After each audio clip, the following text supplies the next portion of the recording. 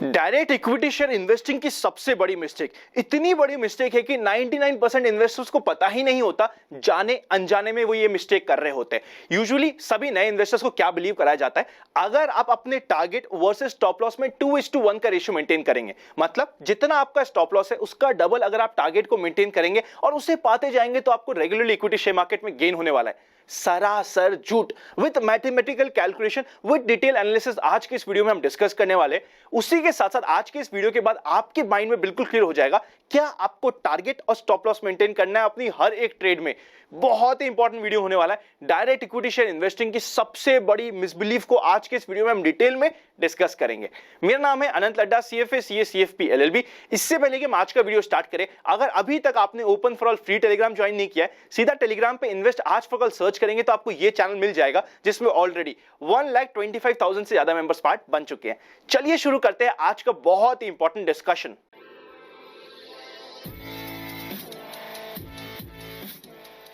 इससे पहले कि हम डिटेल में जाए, आपके कुछ बेसिक कंसेप्ट क्लियर होना जरूरी हो जाता है। सबसे पहले बेसिक कंसेप्ट से बात करते हैं। Percentage of gain equal to percentage of loss, अगर दोनों सेम है तो दोनों का सेम इंपैक्ट नहीं होगा। लॉस का इंपैक्ट हमेशा मैग्नीफाइड होगा, लॉस का इंपैक्ट हमेशा ज्यादा होने वाला है। इवन अगर आप ये मेंटेन करें ना 10% गेन वर्सेस 10% लॉस, अगर आप इस चीज को मेंटेन कर रहे हैं, हमेशा 10% लॉस आपको भारी पड़ने वाला है, क्योंकि यहां पे बेस इफेक्ट का इंपैक्ट आने वाला है। सबसे पहले एक सिंपल एग्जांपल लेते हैं। सपोज करते हैं आपने दो ट्रांजैक्शन करे, आपका टारगेट था 50% गेन या फिर 50% लॉस हो जाएगा। पहली बार में आपको गेन हुआ, दूसरी बार में लॉस हुआ। समझने की कोशिश करते हैं कि आपके साथ क्या हुआ। सपोज करते हैं आपने 1 लाख रुपीस इन्वेस्ट करते, सबसे पहले आपको 50% का गेन हुआ, आपके 1 लाख बन गए 1,50,000 रुपीस। फिर आपने नेक्स्ट ट्रेड करी जिसमें आपको 50% लॉस हुआ, आपके 1,50,000 रुपीस बन चुके हैं 75,000 रुपीस। आप समझ पा रहे, सेम परसेंटेजेस ऑफ गेन और लॉस सेम नहीं होता। अगर इसको रिवर्स करें, मतलब पहली बार में हमें लॉस हो गया, दूसरी बार में गेन हुआ, उसको भी कंसीडर करने की कोशिश करते हैं। 1 लाख रुपीस आपने इन्वेस्ट किया था, आपको पहली बार में 50% लॉस हुआ, आपका कैपिटल रह गया 50,000 रुपीस। जब आपने वापस से 50,000 रुपीस को इन्वेस्ट किया, तब आपको गेन हुआ 50% का और आप पहुंचे वापस से सिर्फ 75,000 रुपीस में। अभी भी आपको 25,000 रुपीस या फिर बोल दिया जाए 25% का लॉस होने वाला है। इसे कहते हैं बेस इफेक्ट। मतलब क्या हुआ, अगर आपको 25% का लॉस होता है, आपको सेम लेवल पे वापस पहुंचने के लिए 33% बढ़ना होता है। अगर आपको 50% का लॉस होता है तो आपको सेम लेवल पे पहुंचने के लिए 100% बढ़ना होता है। उसी तरीके से बाय चांस आपको 90% का लॉस हो गया ना, आपको अपने कैपिटल को 10x करना पड़ेगा। कितनी बार हुआ है आपने अपने कैपिटल को 10x किया है? ध्यान से समझिएगा, जब हमारे पास ये कैपेबिलिटी नहीं है, हम 1 रुपए को 10 रुपए, यहां पे मैं 10% की बात नहीं कर रहा, 10x मतलब ऑलमोस्ट 1000% की बात कर रहा हूं। कितनी बार हुआ है हमने हमारे कैपिटल को 10x किया है? शायद नहीं। अगर हमें पता है कि हम हमारे कैपिटल को 10x नहीं कर सकते, तो 90% लॉस अगर आपको कभी भी हुआ तो आपका कैपिटल ही खत्म हो जाएगा। ये आपको समझना पड़ेगा। अगर आपने 10 बार भी ट्रेड करी, उसमें से आपको 9 बार तो ना 10% का प्रॉफिट हुआ, सिर्फ एक बार 90% का लॉस, 80% का लॉस हो गया, आपका गेम वहीं पे खत्म। इसकी इंपॉर्टेंस क्या है आप समझ चुके। सेम परसेंटेजेस ऑफ गेन और same percentages of loss same नहीं होते, उन दोनों में डिफरेंशिएशन होता है। स्पेशली जब भी लॉस होता है उस समय हमारे पे बेस इफेक्ट अप्लाई होता है। ये सबसे पहला कंसेप्ट है जो आप ध्यान रखिएगा। सेकेंड इंपॉर्टेंट कंसेप्ट की तरफ जाते हैं। हमें क्या लगता है, अगर हमने रेशियो सेम मेंटेन कर लिया तो हमारे ऊपर इंपैक्ट सेम होने वाला है। मतलब सपोज करते हैं हमने 2:1 का रेशियो मेंटेन किया, मतलब जब भी मुझे प्रॉफिट हो, मुझे डबल प्रॉफिट होना चाहिए एज कंपेयर टू लॉस। अगर मैंने सिर्फ ये रेशियो मेंटेन किया तो मेरा रिजल्ट सेम होने वाला है। ये मिसकंसेप्शन है। मतलब क्या, डिटेल में समझने की कोशिश करते हैं। सपोज करते हैं एक नया इन्वेस्टर है जिसकी सक्सेस की प्रोबेबिलिटी है 40%, मतलब 40% टाइम अगर वो 10 ट्रेड लेता है तो 4 में सक्सेस होती है, 6 में लॉस होता है। This is the usual concept and this is the usual percentages जो हर एक नए इन्वेस्टर पे, इवन एवरेज इन्वेस्टर पे अप्लाई होने वाला है। 40% की ही सक्सेस रेशियो यूजुअली मेंटेन हो पाती है। अभी इस एग्जांपल में हम 40% लेते हैं। पहला केस कंसीडर करने की कोशिश करते हैं। सपोज करते हैं आपने 10 ट्रेड करी, जब आपने प्रॉफिट किया, आपने प्रॉफिट किया 4% का, जब आपने लॉस किया, आपने लॉस किया 2% का, मतलब 2:1 का रेशियो हो गया। 4% का प्रॉफिट वर्सेस 2% का लॉस और आपकी सक्सेस की प्रोबेबिलिटी है 40%। जब आपकी 10 ट्रेड्स खत्म हो जाएगी, आपको रफली प्रॉफिट होने वाला है 3.63% का। इस रेशियो के साथ। अब थोड़ा सा चेंज करते हैं, रेशियो हम सेम ही रखेंगे 2:1 का। सपोज करते हैं जब आप प्रॉफिट करते हैं आपको 42% का प्रॉफिट होता है, जब आप लॉस करते हैं आपको 21% का लॉस होता है। 10 ट्रेड आप करते हैं जिसमें से 4 में आपको प्रॉफिट होता है, 6 में आपको लॉस होता है। एंड में आपके पास क्या होने वाला है कमेंट करके बताइएगा। सोचिए, एक बार इस वीडियो को यहां पे पॉज कीजिए और सोचिए, सेम कंसेप्ट है 2:1। आपको प्रॉफिट हो रहा है डबल, लॉस हो रहा है 1 टाइम। 42% का प्रॉफिट हुआ 4 बार और उसी के अगेंस्ट में 21% का लॉस हुआ 6 बार।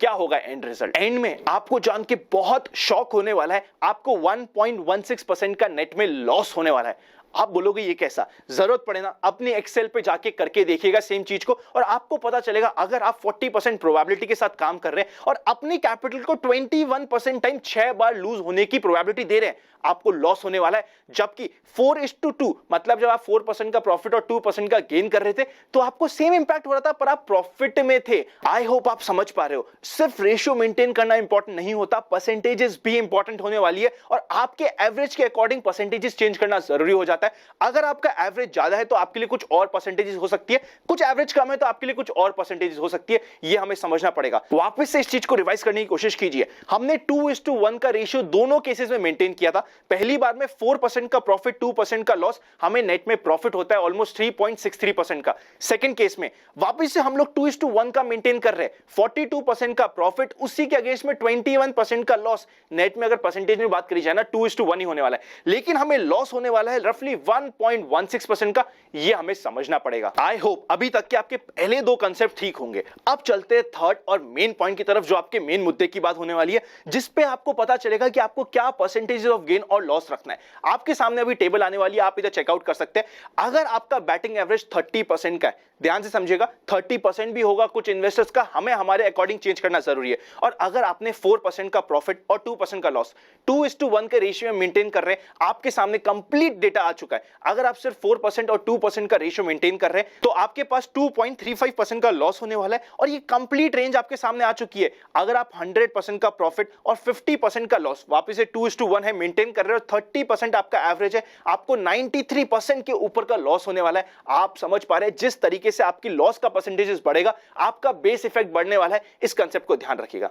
अब बात करते हैं सेकंड और इंपॉर्टेंट कंसेप्ट की। अगर आपका बैटिंग एवरेज 40% है, जो मेजॉरिटी इन्वेस्टर्स का होने वाला है, तो आपके लिए अगर आप 4:2 मतलब 4% का गेन वर्सेस 2% का स्टॉप लॉस मेंटेन करते हैं, तो आपका एंड में रिजल्ट आने वाला है 3.63% का। आपके लिए सबसे आइडियल सिचुएशन होने वाली है 20% का गेन और 10% का लॉस, जिसमें आपको नेट में गेन होने वाला है 10.20% का। आप कंप्लीट डेटा चेकआउट कर सकते हैं। कंप्लीट डेटा के साथ हर एक परसेंटेज इसमें जहां पे आप 2:1 का रेशियो मेंटेन करेंगे, एंड रिजल्ट क्या होने वाला है आप सभी को समझ आ रहा होगा।